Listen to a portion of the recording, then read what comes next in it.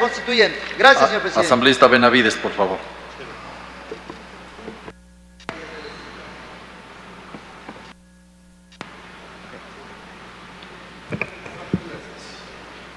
Señor presidente, compañeros y compañeras asambleístas, ecuatorianas y ecuatorianos. En la tarde de hoy día, lunes 16 de junio, la Mesa de Organización y Participación Ciudadana está participando en su segundo debate. Quiero iniciar diciendo que es muy importante reconocer que el tiempo es el mejor maestro en la vida del hombre. Y cuando hablamos de tiempo, tenemos que iniciar manifestando que la multitud de filósofos y pensadores de todas las épocas han resaltado que si nosotros, los hombres, los ecuatorianos y ecuatorianas, no conocemos la historia, no podemos construir el futuro, porque ello es necesario recordar en la historia, recordar lo que en determinados momentos fueron las formas en que se organizó la sociedad y de qué manera se configuraron sus formas de gobierno.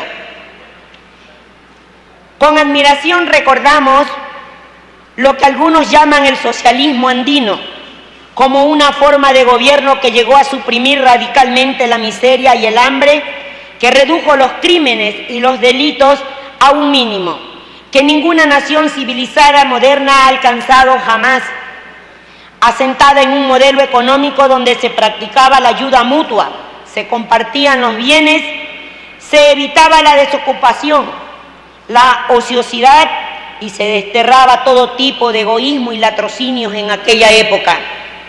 Esta fue la forma de gobierno y sociedad que encontró Europa a su llegada por los años de 1492 y que sirvió de inspiración para el desarrollo del pensamiento utópico, social y religioso de aquellos tiempos. Difícil sería imaginar para nuestros aborígenes, dueños y señores de esta tierra, del Ayayala, como lo llamaban, que luego de pocos años, despojado de sus tierras y de su dignidad, el Papa Pablo III, como un regalo a una concesión a este pueblo en su bula Sublimis Deus de 1537 declaraba: nosotros, que aunque indignos ejercemos en la tierra el poder de nuestro Señor, consideramos sin embargo que los indios son verdaderos hombres y que no solo son capaces de entender la fe católica, sino que de acuerdo con nuestras informaciones se hallan deseosos de recibir, reconociendo que los indios tienen alma. ¡Qué ironía de la historia de la evangelización en nuestros pueblos! Siempre primaron los intereses económicos que profundizaron la política de segregación practicada por la corona española en el sentido de diferenciar, apartando enfática y físicamente las poblaciones españolas de los indios, a quienes entregaban como propiedad para que los evangelizaran en las mitas, en los obrajes, en los batanes y en otras formas de explotación y de muerte.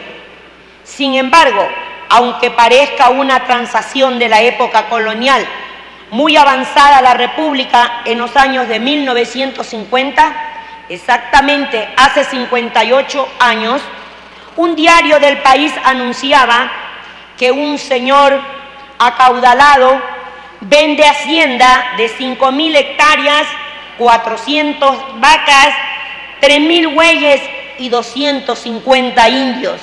¡Qué barbaridad!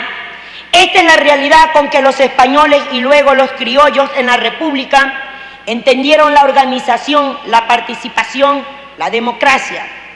Basta recordar lo que reza en la Constitución de 1830, que da origen al Estado ecuatoriano, que manifiesta en el artículo 12. Para entrar en el goce de los derechos de la ciudadanía se requiere, entre otras cosas, tener una propiedad raíz, valor libre de 300 pesos, o ejercer alguna profesión o industria útil sin sujeción a otros, como sirviente doméstico o como jornalero, notándose claramente con lo anterior el sentido restrictivo del concepto de ciudadanía y por tanto el derecho a participar y elegir a sus gobernantes, reduciendo a un pequeño grupo de notables los que determinaban el destino del país. Así fue la administración pública de aquellos tiempos.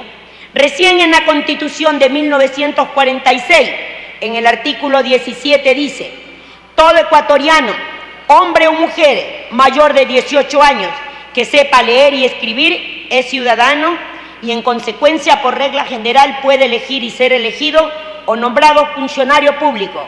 Es necesario anotar que luego de 116 años de fundada la República, recién se reconoce la participación y el derecho del voto de las mujeres, es decir, integrar a la vida política del país a más del 50% de la población que hasta entonces había sido excluida. En la lógica de la progresividad de los derechos podemos constatar que en la Constitución de 1978, en su artículo 33 dice: el voto es universal, igual, directo y secreto, obligatorio para los que sepan leer y escribir y facultativo para los analfabetos. De esta manera hay un reconocimiento y ampliación del derecho al voto a los analfabetos, lo cual significó que aproximadamente un 20% de la población adulta, que hasta entonces había sido excluida, se integró en forma facultativa a la capacidad de ejercer el voto. De las referencias anteriores podemos decir y concluir que en el Ecuador, desde 1830, en que se constituye como Estado, ha vivido un proceso restrictivo de la participación de sus habitantes en los procesos de decisiones. Esta es la historia y la concepción con que los notables, con los notables de aquellos entonces, de ahora, y de aquellos pelucones de ahora, como así se los consideran, entendieron los derechos a la participación. Por este motivo, el planteamiento que hace la Mesa 2 de Organización y Participación Democrática plantea un salto en la comprensión sobre la vida en democracia, pasando de un modelo representativo a una democracia participativa, a una democracia comunitaria, recuperando nuestras raíces de identidad ancestral. En este sentido, queremos destacar algunos elementos que consideramos fundamental de esta propuesta. 1. Partimos del reconocimiento constitucional de que los ciudadanos y las ciudadanas en forma individual y colectiva participan y son sujetos protagónicos en la toma de decisiones de planificación y gestión de los asuntos públicos y en el control popular de los representantes y de las instituciones, tanto del Estado como de la sociedad, en un proceso permanente de construcción del poder ciudadano y del buen vivir. Con este planteamiento, señor presidente, estamos reconociendo la capacidad que tenemos los ciudadanos de ser sujetos protagónicos en la construcción de nuestra historia, que ya no somos más objetos de la buena voluntad o misericordia de quienes nos explotaron. Tenemos la posibilidad y el derecho de ser actores y vigilantes de la política pública, que no volverá a ser un secreto del cual el pueblo no puede enterarse. 2. En el artículo 11 se dice: la iniciativa popular normativa como atribución ciudadana se ejerce para proponer la creación, reforma o derogatoria de normas legales ante la función legislativa o el correspondiente órgano de cualquiera de los niveles de gobierno. Queda un minuto, compañera. Con la exigencia del tratamiento de la iniciativa popular normativa, estamos dando un paso fundamental para que estas propuestas ciudadanas sean tratadas y obligatoriamente ser vistas en todos los niveles de gobierno.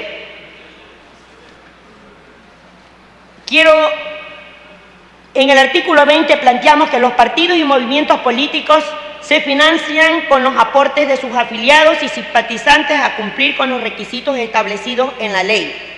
Quiero manifestar también, señor presidente, que no solamente en este artículo van a tener posibilidades aquellas empresas políticas de participar, sino que el gobierno le va a dar la oportunidad a quienes el pueblo va a respaldar en los procesos políticos.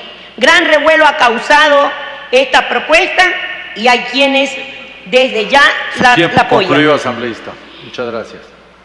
Para terminar, señor presidente, quiero recordar y decirle al pueblo ecuatoriano que debemos fomentar, apoyarnos en ese pensamiento de José Martí que dice que los malos triunfan cuando los buenos son indiferentes.